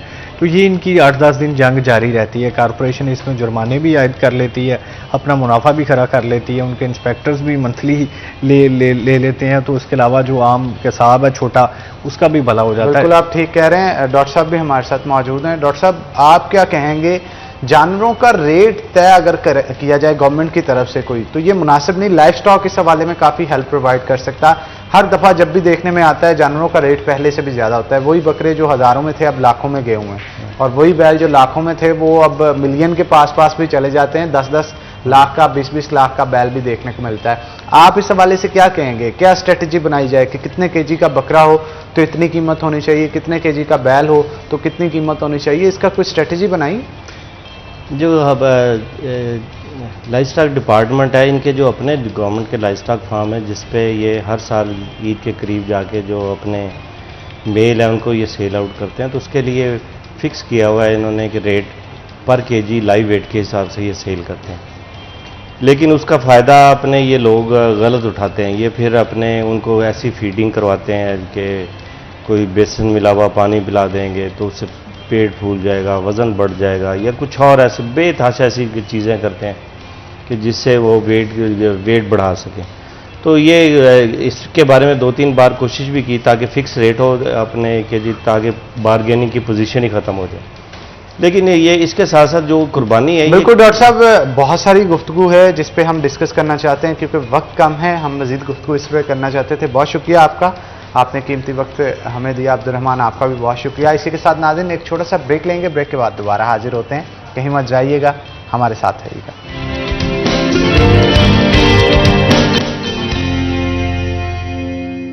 वेलकम बैक नाज़रीन, ब्रेक के बाद खुश आमदीद। नाज़रीन, आपको बताते चलें, फातिमा आपको भी मैं बताता चलूं, जैसा कि आपको पता भी है, मौलाना तारिक जमील साहब जो कि हमारे मारूफ आलिम दीन हैं, उनकी जानिब से शहर फैसलाबाद के अंदर 5th MTJ की ब्रांच जो है चैनमन रोड पे खोल दी गई है, जहाँ पे जाके सैटरडे को, क्योंकि सैटरडे को उसकी ओपनिंग थी, तो मैंने और फातिमा ने जाके वहाँ पे शॉपिंग भी की है। और आज हमने जो आउटलेट पहना है वो ख़ास तौर पे जो शलवार कमीज़ पहनी है, जो वेस्टकोट पहनी है, और जो फातिमा ने शलवार कमीज़ पहनी है, हमने उसकी जो शॉपिंग है वो मौलाना तारिक जमील साहब की शॉप से की है। और हम आपको भी यही कहेंगे, बड़े फाइन फैब्रिक के, क्वालिटी के और अच्छी क्वालिटी के जो सूट्स हैं वहाँ पे अवेलेबल हैं। अगर आप भी चाहते हैं ज़बरदस्ती परचेजिंग करना तो वहाँ पे आप जा सकते हैं, क्योंकि होम टाउन है मौलाना साहब का शहर फैसलाबाद, और 5th ब्रांच है जो कि चैनमन रोड पे ओपन की गई है। इससे पहले लाहौर, कराची समेत जो है वो दीगर शहरों के अंदर भी ओपन की गई है, और 5th ब्रांच जो है वो फैसलाबाद के अंदर ख़ास तौर पे खोली गई है। लाहौर एम्पोरियम के अंदर भी मौजूद है। फातिमा, फैब्रिक बड़ा ज़बरदस्त है और आप पे सूट भी कर रहा है जो आज का। Thank you so much Hanan. And definitely I think जब आप कपड़े आपने चूज़ करने होते हैं तो बहुत बड़ा मसला होता है, सबसे बड़ा हेडेक आपका यही होता है कि अच्छे कपड़े कहाँ से मिलेंगे। तो I am absolutely in love with this brand MTJ specially, और आई एम सो ग्लैड कि फाइनली जो है ब्रांच फैसलाबाद में खोल दी गई है। ओपनिंग डिस्काउंट तक दिया जा रहा है, और हनान आई थिंक हम डिस्काउंट की वजह से, मतलब मुझे नहीं पता, 30%। मुझे जो सेल्स हैं वो बहुत पसंद है। शायद इसी वजह से जब मैं MTJ पहुंची हूँ तो जितनी मैंने शॉपिंग सोची हुई थी कि मैंने करनी है उससे ट्रिपल ज़्यादा मेरे से शॉपिंग हो गई। और फिर मैं घर आके सोची थी कि मैंने क्या किया, लेकिन कपड़े इतने अच्छे थे और क्वालिटी इतनी अच्छी थी कपड़ों की। Specially I think colour combination बड़े ज़रूरी होते हैं। आपको कुछ ऐसा चाहिए होता है जो कि एलिगेंट भी हो, क्लासी भी हो, कलर्स भी अच्छे हों, डिज़ाइन भी अच्छा, और आप फैशन के साथ इन ट्रेंड भी रह सकें। एंड एग्जैक्टली मुझे वो सारी चीज़ें जब एक ही जगह पर इन कपड़ों में मिली तो डेफिनेटली फिर शॉपिंग थोड़ी ज़्यादा तो हो ही जाती है। ईद भी आ रही है ना, तो आई थिंक ईद के हवाले से अगर देखें तो लाजमी तौर पे बहुत सारे लोग अभी सोच रहे होंगे कि उन्होंने शॉपिंग कहाँ से करनी है। लेकिन तो अभी शॉपिंग करनी चाहिए फातिमा। उसकी वजह यह है कि 20 से 30% तक जो डिस्काउंट है वो अभी शॉपिंग के ऊपर मिल रहा है। कितने दिनों के लिए? और ये काफी दिनों के लिए, अभी 4 से 5 दिनों के लिए तो लाजमी तौर पे है। 4 से 5 दिनों के लिए ये ओपनिंग डिस्काउंट है। ओपनिंग डिस्काउंट है जो कि MTJ ब्रांड की तरफ से दी जा रही है। तो जनाब घर पे ना बैठें, जल्दी से उठें और अच्छी सी शलवार कमीज की परचेजिंग के लिए आप रुख करें चैनमन रोड पे मौलाना तारिक जमील साहब के के ब्रांड पे जहां पे जाके आप रंग बिरंगे और मुनफरिद मलबूसात जो है वो खरीद सकते हैं। और खवातीन के हवाले से मैं लाजमी तौर पे फातिमा डिस्कस करना चाहूंगा, और फातिमा भी वहां पे जब मौजूद थी तो जब सूट्स चेक करती करती अबायास के पास पहुंची तो वहां पे जाके देखा कि अबायास के भी बड़े मुनफरिद कलर के अंदर अच्छे डिजाइन में अबाया मौजूद थे। बिल्कुल हनान, क्योंकि बहुत ज़रूरी होते हैं, जो स्पेशली खवातीन अबाया पहनती है उनके लिए ये बहुत होता है कि हमने जो कपड़े पहने होंगे वो हमारे छुप जाएंगे या हमारी जो ड्रेसिंग है वो उतनी अच्छी नहीं लगेंगी। लेकिन सोचें कि आप कवर भी कर सकते हो लेकिन इस तरीके से कि इतनी एलिगेंस हो कि आपको ये चीज़ स्टाइल और एलिगेंस के साथ, तो लाजमी तौर पर एक वसी कलेक्शन यानी कि एक वसी रेंज मौजूद है बायास की, जो कि आप वहाँ पे जाके चेकआउट कर सकते हैं। और स्पेशली मुझे पता है बहुत सारी खवातीन जो है जो पसंद करती हैं बाया पहनना अपनी ड्रेसेस के साथ, उनके लिए काम बहुत आसान हो जाएगा क्योंकि आप मैच भी कर सकते हैं और आप कंबाइन भी कर सकते हैं, जिससे आपका फैशन भी रहेगा और साथ ही साथ आप अपनी जो लुक है उसको भी मेंटेन कर सकेंगे। लाजमी तौर पे आपने उनकी कलेक्शन लाजमी तौर पे जाना है और जाके चेकआउट करनी है। और स्पेशली डिस्काउंट्स मुझे तो बहुत पसंद है हनान। जैसे ही मुझे पता चला कि वहाँ पे सेल लगी हुई है तो मैंने ही हनान को कहा था हनान प्लीज़ अभी चलते हैं और अभी जाके वहाँ से शॉपिंग कर लेते हैं ज़्यादा सारी। तो आप भी जल्दी से अपने, अगर आप अपनी फ्रेंड्स के साथ जाना चाहते हैं, फैमिली के साथ जाना चाहते हैं, अपने बच्चों के साथ जाना चाहते हैं, हस्बैंड्स के साथ जाना चाहते हैं, लाजमी तौर पे जल्दी से तैयारी पकड़ लें और जाकर MTJ से ज़्यादा सारी शॉपिंग कर लें। और जब भी बात आती है फैब्रिक की तो बहुत फाइन क्वालिटी का फैब्रिक है जनाब MTJ का, तो भूलिएगा मत। इस ईद पे शॉपिंग कहाँ से करनी है? MTJ से। तो जनाब चलते हैं अब किचन में, और किचन में हम बनाएंगे चाय हस्बे रवायत। एक लज्जत भरी भरपूर चाय जो है वो तैयार की जाएगी, जिसका मकसद ये होगा कि चाय की चुस्कियों से आज की सुबह को सुहानी बनाया जाए। तो जनाब आज हम DAT की तरफ से चाय जो है वो तैयार की जाएंगी। DAT बनाने वालों का ये कहना है कि हफ्साने सेहत के असूलों के मुताबिक टी को तैयार किया जाता है और इसके साथ साथ क्वालिटी पे कंप्रोमाइज नहीं किया जाता। दुनिया की बेहतरीन बागात से चाय की पत्तियां निकाल के लाई जाती हैं और अपनी ऑडियंस को प्रोवाइड करती हैं, जिसके मकसद ये होता है कि आपको बेहतरीन टेस्ट टेक्सचर वाला चाय जो है वो प्रोवाइड किया जाए। और यही नहीं, इसके साथ साथ मैं आपको बताता चलूं 2 तरह की पैकिंग है इनकी, जिसके अंदर DAT की एक्सट्रीम क्वालिटी और DAT दाने वाली जो है वो मौजूद है। DAT एक्सट्रीम क्वालिटी के हवाले से बताता चलो, ऐसे लोग जो कि जरा नॉर्मल चाय पसंद पीना करते हैं उनकी कोशिश होती है कि एक्सट्रीम क्वालिटी की चाय जो है वो तैयार की जाए। लेकिन हमारी तरह अगर आप भी कड़क चाय के शुदाई हैं तो जनाब उसके लिए आपको DAT दाने वाली लानी होगी। DAT दाने वाली से आपकी कड़क चाय का मजा जो है वो दोबारा हो जाएगा और आप दिन भर के लिए जरा खुशो खुरम भी रहेंगे, चुस्तो तवाना भी रहेंगे, जैसे कि हमारी बड़ी हेक्टिक रूटीन होती है। और हमारी कोशिश होती है फातिमा कि कड़क चाय तैयार की जाए और इस कड़क चाय के कप से हम दिन का आगाज करें ताकि दिन भर लगन के साथ जो है वो काम किया जाए। फातिमा आप क्या कहेंगी? चाय आज बना रही हैं और DAT दाने वाली बना रही हैं। बिल्कुल हनान, और आपको पता है कि DAT की 2 क्वालिटीज़ मौजूद हैं, जो कि एक्सट्रीम क्वालिटी है और दाने वाली है। और हमारी पसंद तो दाने वाली ही होती है। और स्पेशली लेकिन रिंग आपने जो पहनी है ना वो मुझे कोई और कहानी बता रही है। अगर ऐसी रिंग लेकिन उसके ऊपर डायमंड सजाओ, अगर किसी ने लेनी हो तो उसके लिए क्या करना होगा? हनान बहुत ही आसान तरीका है और स्पेशली सिर्फ और सिर्फ फैसलाबाद के लोगों के लिए ये कुरानदाजी की जा रही है, जहाँ पे आपने DAT की येलो पैकिंग यानी कि एक्सट्रीम क्वालिटी की पैकिंग खरीदनी है, जिसके ऊपर आपको हीरे की अंगूठी बनी हुई भी नजर आ जाएगी। अंदर एक कूपन है, उसको हमने सेंड करना है और उसके बाद आपका नाम जो है कुरानदाजी में शामिल हो जाएगा, जिसका मतलब है कि इस हफ्ते हो सकता है कि आपकी ही हीरे की अंगूठी निकलने हों। लेकिन इसको करने के लिए थोड़ा सा काम आपको भी करना पड़ेगा। अपने नियरेस्ट स्टोर पर जाएं और जाकर DAT की yellow packing extreme quality packing Faisalabad के शहरियों के लिए स्पेशली लाजमी जाएं, जल्दी से जाएं और जाके ज़्यादा सारी पैकिंग जो है खरीद लें। हो सकता है कि ईद भी आ रही है ना, आई थिंक ईद पे बहुत सारे लोगों ने गिफ्ट्स देने होते हैं, तो लाजमी तौर पे बचाए कि आप अपने से पैसे लगाएं, उससे अच्छा कितना मजा आएगा आपका भी। हीरे की अंगूठी, हीरे की अंगूठी, वो भी हीरे की। और तो आप किसी को भी दे सकते हैं, अपनी फैमिली को, अपने जो बच्चे हैं, अपनी बेटी को, जिस तरह से भी आप उसको यूज करना चाहें। बट लाजमी तौर पे उसके लिए आपको थोड़ा सा काम करना पड़ेगा। लेकिन ये बेटी का लफ्ज यूज कर रहे हैं ना, अंकल को पैगाम दे रही है कुछ फातिमा। तो अंकल अगर आप शो देख रहे हैं तो फातिमा की बात को काफी अच्छे से। मेरी अम्मी ने जब से हमने ऑब्वियसली उनको पता चला ये, उन्होंने इतने सारे पैकेट्स जो हैं खरीद लिए और मैं उनको कहती रहती हूँ अम्मी मतलब क्या कर रही हैं, लेकिन क्या कर सकते हैं, हर किसी को हीरे की अंगूठी तो चाहिए। लेकिन हनान ये बातें तो चलती रहेंगी।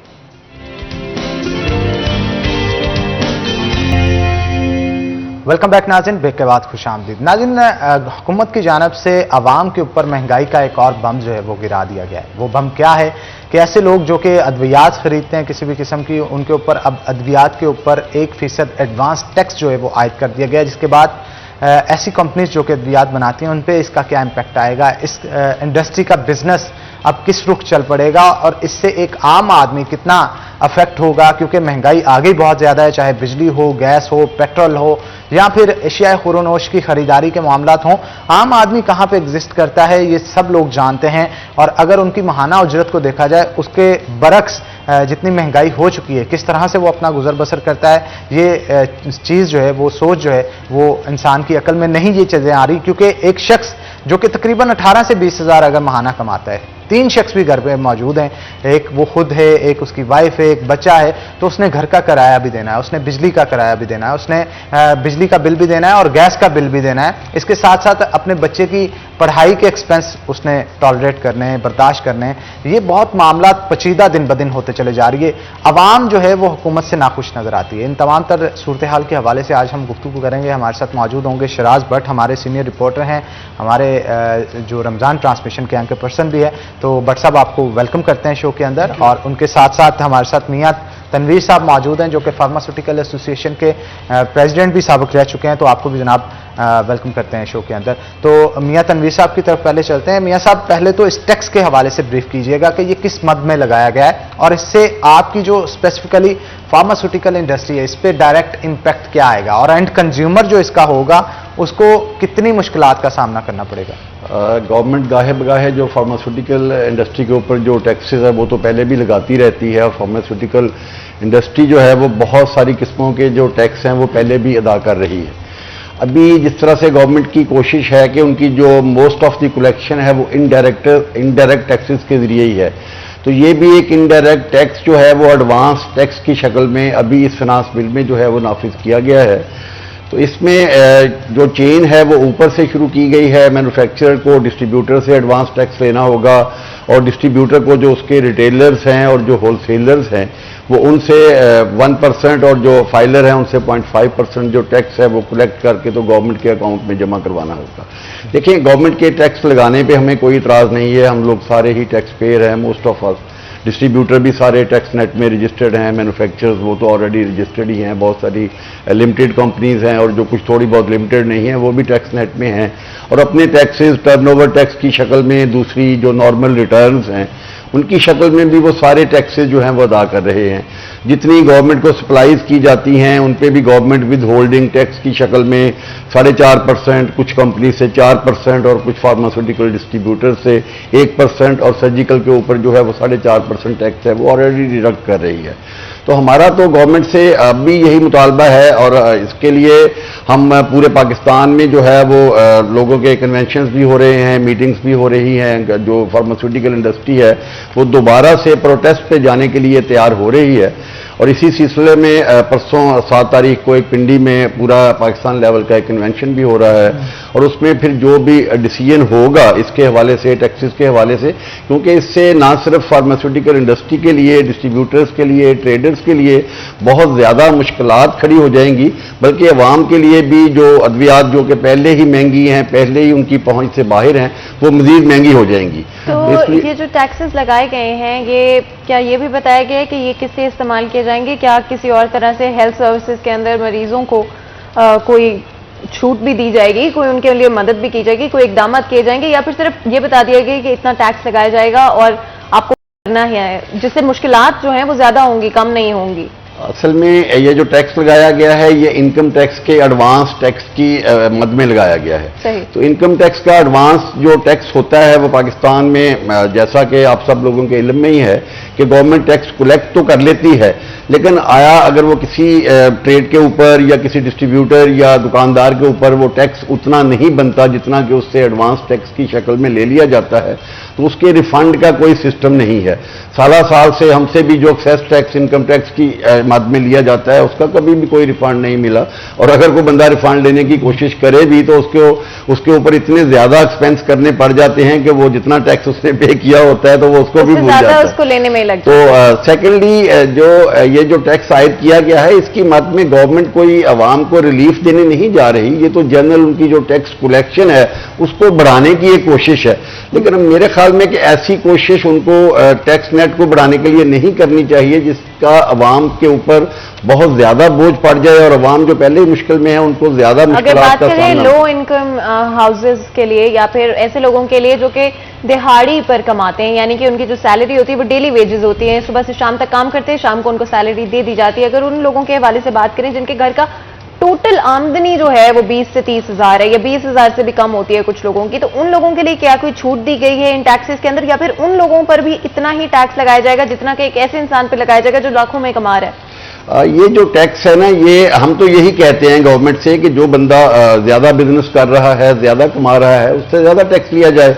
तो उसके लिए जो अपनी इनकी एफबीआर की जो मशीनरी है उसको फाल करना चाहिए, उसको देखना चाहिए कि कुछ बंदे के ऊपर टैक्स बनता है उससे लिया जाए। लेकिन ये जो टैक्स आयद किया गया है ये अक्रॉस दी बोर्ड है, यानी कि ये हर मेडिसिन के ऊपर जो भी मेडिसिन मैन्युफैक्चर से निकलेगी या डिस्ट्रीब्यूशन ऑफिस से किसी भी रिटेलर को, किसी भी होलसेलर को फरोख्त की जाएगी, उसके ऊपर ये टैक्स जो है वो चार्ज किया जाएगा। बिल्कुल, शराज भी हमारे साथ मौजूद हैं। शराज, मैं आपका इनपुट चाहूंगी इसी बात के ऊपर कि जो डेली वेजेस हैं स्पेशली उन लोगों के लिए अगर किस तरह के डिस्काउंट्स रखे जाते हैं या कहा जाता है कि उनको इस टैक्स में जो है शामिल नहीं होना पड़ेगा, उनके लिए अद्वियात की कीमत उतनी ही रहेगी जितनी कि पहले थी, और जो लोग ज्यादा कमा रहे हैं, जो लोग अफोर्ड कर सकते हैं, वो लोग उन पर ये टैक्स लाजमी तौर पे लागू अगर किया भी जाए उनके लिए ज्यादा फर्क नहीं पड़ेगा अगर 1% टैक्स लगा दिया जाता है। लेकिन स्पेशली जो डेली वेजर्स हैं उनके लिए तो चीजें इतनी मुश्किल हो जाएंगी। देखिए, ये तो नेक्स्ट लेवल है कि आप बहुत ज्यादा फैसिलिटेट करें गरीब आवाम को, उसके बाद जाके ये नेक्स्ट लेवल की बात लेकिन है। ये तो बड़ी सिंपल सी बात है ना, अगर आप एक बेयर मिनिमम के हवाले से बात करें ना, बेयर मिनिमम ये है कि आपने 2-2.5 साल पहले देखा होगा, कोविड से पहले जो एक प्रोटेस्ट हुआ था और प्रोटेस्ट के दौरान अद्वियात की सप्लाई बंद कर दी गई थी, मियां सबको भी याद होगा। जी बिल्कुल, 2007 उससे कितना प्रॉब्लम हुआ था। हार्ट पेशेंट्स हैं आपके, हर दूसरा घर छोड़ के तीसरे घर में आपके शुगर पेशेंट्स हैं जो कि शुगर की दवाइयां लेते हैं। 1 महीने का लोगों का घर का बजट बनता है, उसके अंदर स्पेशली खास तौर पे मेडिसिन के पैसे अलहदा होते हैं, ठीक है। तो ये इतनी ज्यादा सिवियर प्रॉब्लम हो गई थी कि एक पैनाडोल की गोली तक नहीं मिल रही थी। तो जब हम कोई टेक्सटाइल पॉलिसी बनाते हैं, जब हम कोई पोल्ट्री के हवाले से कोई पॉलिसी बनाते हैं, दैट्स अनदर थिंग, उसको सेपरेट रखना चाहिए। जब आप फार्मास्यूटिकल की कोई पॉलिसी बनाते हैं तो उसके ऊपर आपको बहुत ज्यादा गौर करना चाहिए, क्योंकि ये लाइफ सेविंग ड्रग्स हैं। लाइफ सेविंग ड्रग्स के ऊपर जब आप टैक्सेस लगा देंगे तो फिर जब उनकी तरफ से रिएक्शन आएगा, और आपको पता है कि इसका रिएक्शन आना है, जब हमें पता है, जब गवर्नमेंट को पता है कि इसका रिएक्शन आना है, प्रोटेस्ट होना है, जैसे मियां साहब ने कहा प्रोटेस्ट की तैयारियां हो रही हैं। अब वो भी ऐसा तो नहीं है कि अपना पेट काट के अपने प्रॉफिट में से जो है वो बेचना शुरू कर दे, फिर तो फार्मास्यूटिकल का बिजनेस बंद हो जाना चाहिए कि इसमें प्रॉफिट कोई नहीं रहा, तो फिर तो कोई और लोग अल्टरनेटिव को बिजनेस की लाइन चूज करें। अगर आपने यही बिजनेस करना है तो फिर इस पॉलिसी को अगर आपने बनाना है, ये 1% जो आप लगाने जा रहे हैं, इसके आगे ट्रिकल डाउन इफेक्ट क्या होंगे फ्यूचर में, इसको जहन में रख के फिर ही टैक्स लगाना चाहिए ताकि हमें पता हो। अच्छा, बस मोस्ट ऑफ द मेडिसिन जो भी यहाँ पे मैन्युफैक्चर खुद भी फैक्ट्रीज के अंदर की जाती हैं, फार्मूलाज जो भी मियां साहब तैयार किए जाते हैं, इनकी बहुत सारे केमिकल्स होते हैं जो कि बाहर से इंपोर्ट किए जाते हैं। क्या इंपोर्ट ड्यूटीज जो लगाई जाती हैं उनके ऊपर, उसमें कोई कमी लाई जा रही है कि ताकि किसी किस्म की अद्वियात जो हैं वो सस्ती हो सकें?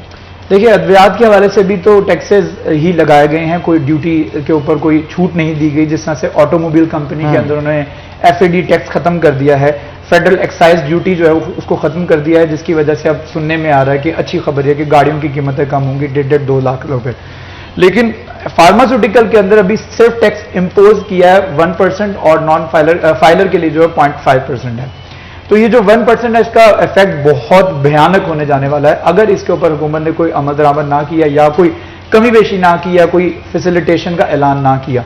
तो ये मैं आपको आज ऑनर बता रहा हूं कि फिर दोबारा से वही सिचुएशन होगी 3 साल पहले जो हमने देखा था कि मेडिकल स्टोर्स एहतजाजन बंद हो जाएंगे और फिर जो लाइफ सेविंग ड्रग्स हैं, लोगों को जैसे मैंने पहले बताया कि हर दूसरे घर में शुगर पेशेंट है, उनको दवाई चाहिए होती है, ब्लड प्रेशर की दवाई चाहिए होती है, कार्डिक की दवाई चाहिए होती है, लोगों को रोजाना की बुनियादों पर अद्वियात की जरूरत है और अगर वो नहीं मिलेंगी तो फिर लोग जो है आपको पता है फिर ये इंसान की जिंदगी आप स्टेक पे लगा रहे हैं। आप अगर ये सिर्फ टैक्स लागू नहीं कर रहे हैं, आप अगर टेक्सटाइल पर करें दैट्स अनदर थिंग, कपड़े के बगैर भी लोग कुछ और कपड़े पहन लेंगे, ठीक है। आप पोल्ट्री के ऊपर टैक्स लगा देते हैं, आप चिकन के अलावा आप सब्जियां खा लेंगे।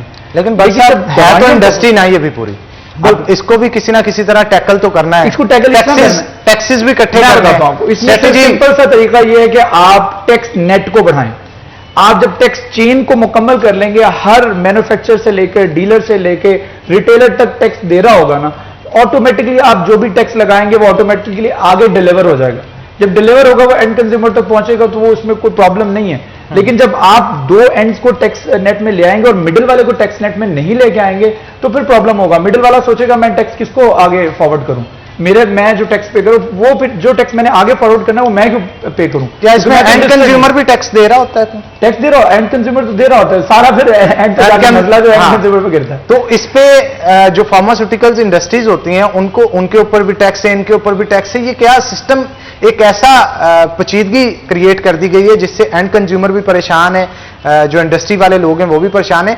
हुकूमत की ये पॉलिसीज बना कौन रहा है, इनका थिंक टैंक कौन है? क्या कोई पढ़ा लिखा शख्स वहां पे मौजूद है जो कि इन स्ट्रेटजीज को इन बिजनेस कम्युनिटी के साथ मिलकर कोई इस तरह की स्ट्रेटजी तैयार करे? प्रॉब्लम है, बिजनेस कम्युनिटी के साथ मिलते नहीं ना स्टेक होल्डर। मियां साहब क्यों नहीं आपके साथ मिलते? प्रॉब्लम ये है कि जो लोग टैक्स कलेक्शन के लिए बिठाए गए हैं वो टैक्स कलेक्शन के तरीकों को तो बड़ी अच्छी तरह समझते हैं, लेकिन वो अवाम की मुश्किलात जो हैं वो उनको नहीं समझते। पॉलिसी मेकर्स नहीं, पॉलिसी मेकर्स उस हवाले से नहीं है कि उनको अवाम की जो मुश्किलात इसके हवाले से जो वो टैक्स कलेक्शन करने जा रहे हैं, जो अवाम को मुश्किलात पेश आएंगी उनको उसको भी मद्देनजर रखना चाहिए। मैं आपको ये फैक्ट बता रहा हूं कि गवर्नमेंट ये जो 0.5% या 1% मेडिकल स्टोरों से या डिस्ट्रीब्यूटर से लेने जा रही है, इसके इवज अवाम को 5 से 7% तक जो वो महंगाई है वो भुगतना पड़ेगी। मैं हकीकत में मैं अपने शहर के हवाले से ही बता रहा हूं कि हमारे यहाँ शहर में एक ट्रेंड था, आप लोगों ने भी देखा होगा कि डिफरेंट जो फार्मेसीज थी, मेडिकल स्टोर्स थे, वो अवाम को कंपटीशन के लिए कह लें या अवाम को एक सस्ती अद्वियात मुहैया करने के लिए 5 से 7% तक जो डिस्काउंट है वो पास ऑन करते हैं। लेकिन ये टैक्स लगने के बाद उन्होंने ये सोचना शुरू कर दिया है कि जो हम 5% अवाम को पास ऑन कर रहे थे वो बंद कर दें। और ये मुस्तकबिल में अगर गवर्नमेंट कोई इस सिलसिले में कोई सीरियस एक्शन नहीं लेती तो ये इसी तरह से होगा। मैं चाहूंगी आप यहाँ पे एक चीज क्लैरिफाई करें हमारी ऑडियंस के लिए भी कि 1% जो टैक्स लगाया गया है, क्या ये सिर्फ एंड प्रोडक्ट के ऊपर होगा? क्या ये सिर्फ जो कंज्यूमर है फॉर एग्जांपल जो भी खरीद रहा है, क्या सिर्फ उसी को पे करना होगा, या बीच में जो पाइपलाइन है जहां से मतलब मेडिसिन बन रही है, मैन्युफैक्चर हो रही है, उसके बाद दुकानों के ऊपर आ रही है, क्या उन लोगों से भी किस तरह के टैक्सेस दिए जाए? असल में ये जो टैक्स है ये जो भी मेडिसिन फैक्ट्री से, इंडस्ट्री से बन के निकलेंगी, डिस्ट्रीब्यूटर्स को जाएंगी, उनके ऊपर भी लगेगा। और उसके बाद अगेन जो डिस्ट्रीब्यूटर जो वो पास ऑन करेगा किसी होलसेलर को या रिटेलर्स को, उस पर भी वो टैक्स लेगा। अवाम से ये टैक्स जो कि एक दफा लगाया गया है वो लिया 3 दफा जाएगा डिफरेंट स्टेजेस पे, मतलब स्टेजेस पे होगा। वो आगे मैन्युफैक्चरर जो आगे डीलर को जो है कन्वे कर देगा कि मैंने वहां पे टैक्स दिया है, अब ये आप अदा करो, तो फिर वो आगे अदा करेगा। इस तरह से जिस तरह उन्होंने बताया कि एंड कंज्यूमर के पास जब वो जाएगा तो एंड कंज्यूमर उसका 7 से 8% टैक्स दे रहा होगा, क्योंकि इसके दरमियान में 7 से 8 जगह पे वो सेल आउट हो चुका होगा। इस पे बट साहब मजीद भी गुफ्तगू करेंगे, लेकिन एक छोटी सी ब्रेक के बाद, ब्रेक का वक्त हो गया तो नाज़रीन यहाँ पे एक ब्रेक लेंगे, ब्रेक के बाद दोबारा हाजिर होंगे। कहीं मत जाइएगा, हमारे साथ रहिएगा।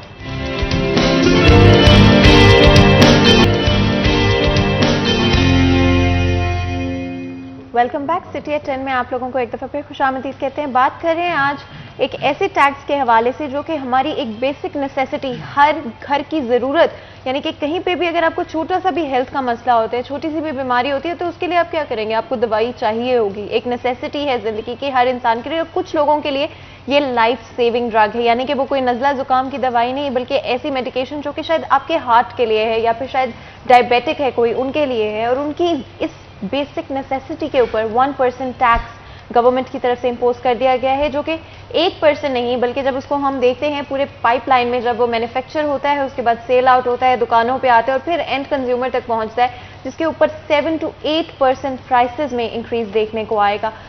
हर किसी के लिए, स्पेशली डेली वेजेस के हवाले से बात करें, उनके लिए चीज़ें बहुत मुश्किल हो जाएंगी। जिस घर का टोटल माहाना जो कमाई है वो 20,000 से 30,000 रुपए है, वो किस तरह से अफोर्ड कर सकते हैं कि 7 से 8% उनकी एक आम दवाई में जो प्राइस है उसकी इंक्रीज हो जाए। एंड ऑफ कोर्स चीज़ें बहुत मुश्किल हो जाएंगी इस तरह से। गवर्नमेंट क्या सोच रही है, जो थिंक टैंक है वो क्यों ये नहीं सोच रहा है कि हम एक ऐसे मुल्क में रहते हैं जहां पर 80% पॉपुलेशन पॉवर्टी लाइन के नीचे है, जिनके घरों में डेली वेजेस काम करते हैं और दिन ब दिन जो है वो पैसे आते हैं, कभी आते हैं और कई दफ़ा तो आते ही नहीं हैं। तो हमारी गवर्नमेंट क्या सोच रही है? मैं चाहती हूँ शराज, अगर हम इस हवाले से बात करें कि बहुत सारे ममालिक में प्राइवेटाइज मेडिसिन होती है, लेकिन कई जगहों पे गवर्नमेंट की तरफ से भी इशू की जाती है, यानी कि एक ऐसा सिस्टम, हेल्थ केयर सिस्टम जो कि सबके लिए बराबर है, जो किसी के लिए ज़्यादा या कम नहीं। अगर आप टैक्स पे करते हो तो आपको अच्छी हेल्थ सर्विस मिलती है, नो मैटर व्हाट। आपको अगर कोई भी, चाहे वो छोटा सा मसला हो या बड़े से बड़ा मसला हो,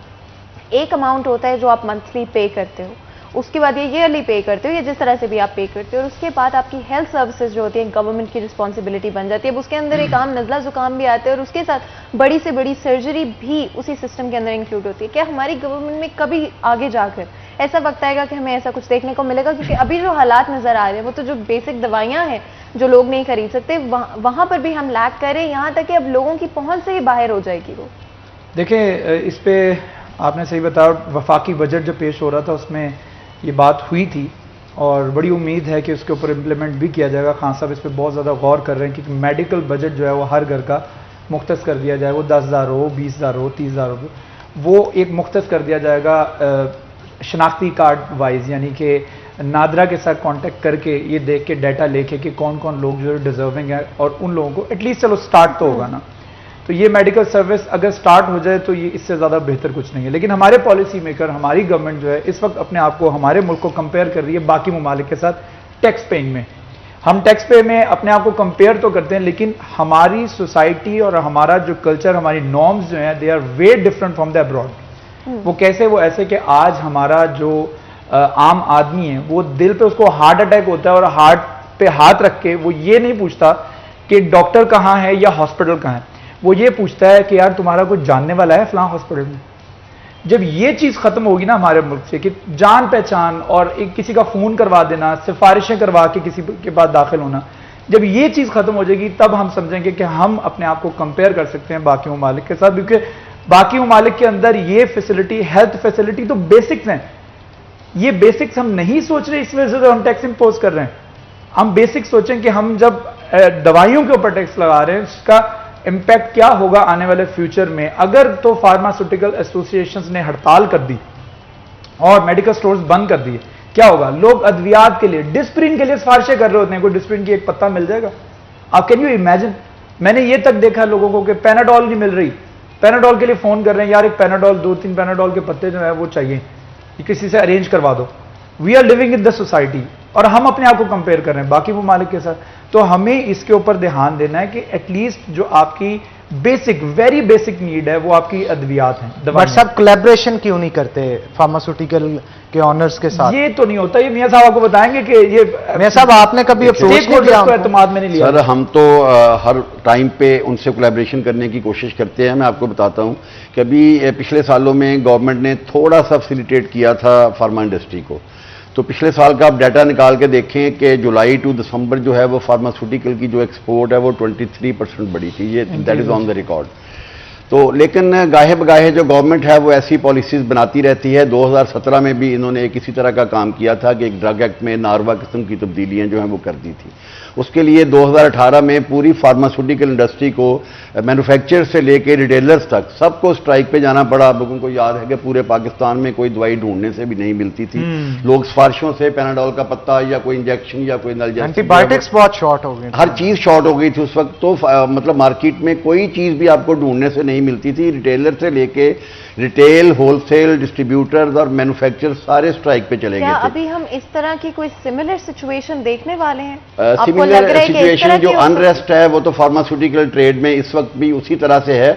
अभी तो हम पुरानी ही अपनी बका की जंग लड़ रहे हैं। अभी पिछले दिनों 3 दिन पहले भी जो PPMA है, हमारी मैन्युफैक्चरिंग एसोसिएशन है, उन्होंने हेल्थ मिनिस्टर से बात की है। अभी जो हमारे ड्रग एक्ट से रिलेटेड इश्यूज हैं और ड्रग सेल रूल में स्पेशली इन्होंने लाइसेंसों के हवाले से भी काफ़ी प्रॉब्लम क्रिएट किया हुआ है हमारे मुल्क में। देखें, चीज़ों को, ग्राउंड रियलिटी को वो लोग नहीं देखते। हमारे मुल्क में फार्मासिस्ट नहीं हैं। हमारे मुल्क में फार्मासिस्टों की तादाद अभी मेडिकल स्टोर्स के मुकाबले में 1/10 है। लेकिन इन्होंने एक पाबंदी लगा दी है कि जी हर जो मेडिकल स्टोर है उसके ऊपर फार्मासिस्ट हर वक्त मौजूद होना चाहिए। तो इट मीन्स कि अगर कोई फार्मास्यूटिकल मेडिकल स्टोर या फार्मेसी 24 घंटे के लिए खुलती है तो उसके ऊपर 3 फार्मासिस्ट होने चाहिए। तो अगर हम 3 के हिसाब से मल्टीप्लाई करें तो हमारे मुल्क में इस वक्त लाखों फार्मासिस्ट होने चाहिए, जबकि उनकी तादाद अभी मुश्किल चंद हज़ार है। तो इस तरह से तो हम मतलब जो फार्मा का बिजनेस है उसको बजाय उसको प्रमोट करने के, उसको बंद करने की तरफ लेकर लेकिन जा यहाँ रहे पे हैं। मैं एक चीज इतने पूछना अताई चाहती हूँ। यहाँ पे मौजूद थे, मतलब पहले मेडिकल स्टोर्स कौन चला रहे थे अगर फार्मासिस्ट वहां पे मौजूद नहीं थे? नहीं, असल में फार्मासिस्ट तो हमारे मुल्क में पहले तो थे ही नहीं। पहले तो आज से चंद साल पहले तक हमारे पूरे पंजाब में देयर वाज ओनली 1 यूनिवर्सिटी जहां से वो फार्मेसी के जो ग्रेजुएट थे वो हो रहे थे। अभी चंद शहरों में जैसे हमारे फैसलाबाद में 2 और बने हैं। जिसी यूनिवर्सिटी में पहले नहीं, असल में पहले जो बिजनेस हो रहा था इसके लिए एक फार्मेसी जो काउंसिल है उसकी तरफ से एक डिप्लोमा दिया जाता था कैटेगरी बी का, या जो डिस्पेंसर्स का डिप्लोमा होल्डर्स होते थे, मेडिकल स्टोर वो लोग चलाते थे। लेकिन अब तो 5 साल का मुकम्मल ये कोर्स है जो कि जी, फार्मास्यूटिकल। लेकिन उसमें आप देखें ना 5 साल के कोर्स के बाद वहां से कितने फार्मासिस्ट एक साल में निकलते हैं? 100। अगर आपके पूरे, अच्छा अभी गवर्नमेंट की अपनी ये पोजीशन है कि उसके पास हॉस्पिटल्स में फार्मासिस्ट अपॉइंट करने के लिए फार्मासिस्ट मौजूद नहीं है। हमारा, मैं आपको एक हॉस्पिटल की मिसाल देता हूं कि अलाइड हॉस्पिटल में इस वक्त जो उनकी जितनी स्ट्रेंथ है, जितने हमारे वो नंबर ऑफ बेड्स हैं, उसके हिसाब से कोई 70 या 80 फार्मासिस्ट होने चाहिए हर 50। लेकिन अगर हम ये चीज देखें कि हेल्थ के साथ देखें कि अगर कोई इंसान दवाई खरीदने जा रहा है, उसके पास लिमिटेड इन्फॉर्मेशन है, इवन तो पाकिस्तान के अंदर इन चीज़ों को ध्यान नहीं दिया जाता, इंपॉर्टेंस नहीं दी जाती, क्या ये ज़रूरी नहीं है कि वहाँ पे एक ऐसा शख्स मौजूद हो जिसको पता हो कि वो कौन सी दवाई दे रहा है? अगर एक फार्मेसी 24 घंटे खुली है, उसमें से 8 घंटे वहाँ पे फार्मासिस्ट नहीं है, तो उन 8 घंटे में कोई दर्जनों लोग होंगे जो कि वहां से दवाई खरीदेंगे, घर जाके वो दवाई का इस्तेमाल करेंगे। कई दफा बुजुर्ग होते हैं आपके घर में जो वो दवाइयां इस्तेमाल कर रहे होते हैं, और कोई एक छोटी सी गलती, और सिर्फ इतनी सी गलती भी कि कोई दवाई ऑलरेडी शायद वो अपने हार्ट के लिए ले रहे हैं, डायबिटीज के लिए ले रहे हैं, और उसके साथ एक गलत दवाई मिक्स कर दी जाए, क्योंकि फार्मासिस्ट को पता होगा कि मैंने ये सवाल पूछना कि ये पहले कौन सी दवाइयां ले रहे हैं, लेकिन एक आम शख्स को ये बात नहीं पता होगी। तो उस लिहाज से देखें, क्या ये जरूरी नहीं है कि किसी भी फार्मेसी में जरूरी है, लेकिन उसके लिए देखें हमारी जो मुल्क की पोजीशन थी उसमें चूंकि हमारे पास फार्मासिस्ट मौजूद नहीं थे, तो फार्मेसी काउंसिल एक उनके एक्सपीरियंस की बुनियाद के ऊपर उनका एक एग्जाम लेती थी। उसके ऊपर एक फार्मेसी होल्डर्स को एक कैटेगरी बी का डिप्लोमा दिया जाता था। उस कैटेगरी बी के डिप्लोमा होल्डर्स को मेडिकल स्टोर्स खोलने की इजाजत दी जाती थी, या उसके लिए क्वालिफाइड डिस्पेंसर जो होते थे उनको मेडिकल स्टोर खोलने की इजाजत दी जाती थी। आम जो लेमैन है वो मेडिकल स्टोर नहीं खोल सकता था। तो अभी चूंकि हमारे फार्मासिस्टों की तादाद उतनी नहीं है, इसलिए ये पॉसिबल नहीं है कि अगर हम हर फार्मेसी के ऊपर एक 3 फार्मासिस्ट अपॉइंट करना शुरू कर दें तो पूरे फैसलाबाद में मेरा ख्याल है कि 50 से ज़्यादा फार्मेसीज नहीं चल सकती, क्योंकि हमारे फैसलाबाद में 200, 150, 200 से ज़्यादा फार्मासिस्ट मौजूद नहीं हैं, और अभी भी सूरत हाल यही है। तो हर साल में जितने एडअप होते हैं उतने तो फार्मासिस्ट हमारे, जो गवर्नमेंट की अपनी रिक्वायरमेंट है, उनकी जो जॉब, उनके जो ड्रग इंस्पेक्टर्स हैं, जो हमारे मैन्युफैक्चर यूनिट्स के लिए जहाँ पे अद्वियात तैयार हो रही हैं वहाँ के लिए फार्मासिस्ट चाहिए। हमारे हॉस्पिटल्स जो हैं, सरकारी हॉस्पिटल, प्राइवेट हॉस्पिटल्स को तो छोड़ दें, हमारे सरकारी हॉस्पिटल्स में अपॉइंट करने के लिए जहां पे 80 फार्मासिस्ट चाहिए, वहां पर इस वक्त सिर्फ 4 फार्मासिस्ट काम कर रहे हैं। अपॉइंटमेंट्स भी तो होनी चाहिए ना, जो होनी चाहिए, हम तो सारी वैकेंसीज ही नहीं जब आप निकालेंगे तो किस तरह से जाके वहां पे अपॉइंट कर पाएंगे। और दूसरी एक और चीज मियां साहब, कि हमारे यहाँ पे जितने भी फार्मेसीज हैं, आपने भी नोट किया होगा, प्रिस्क्रिप्शन को पढ़ने का ट्रेंड बहुत कम है। मतलब